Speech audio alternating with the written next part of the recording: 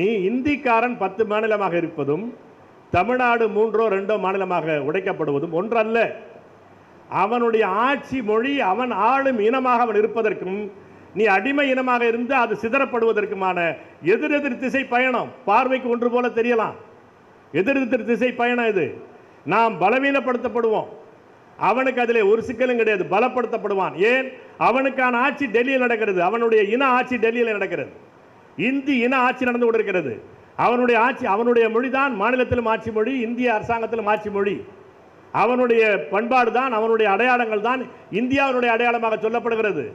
அவனுக்கு மிக எளிதாக 2 கோடி பேர் 5 கோடி பேர் கொண்டிருக்கிற மாநிலமாக பிரித்து விட்டால் அவனுக்கு ஒன்றும் நஷ்டம் கிடையாது. அதே அவன் ஏற்றுக்கொள்வாரா என்ற ஒரு பிரச்சனை வேறு. ஆனால் அது ஒரு ஒரு கோட்பாடாக சொல்லுகிறேன், அவனுக்கு நஷ்டம் கிடையாது. ஆனால் தமிழ்நாட்டை 2ஆக 3ஆக பிரித்தால் அது நமக்கான இழப்பு.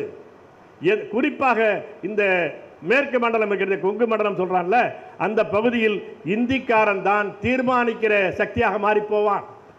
இப்போ இன்றைக்கு திருப்பூரில் போட்டி போடுவதற்கு திமுக காரன் பயப்படுறான்.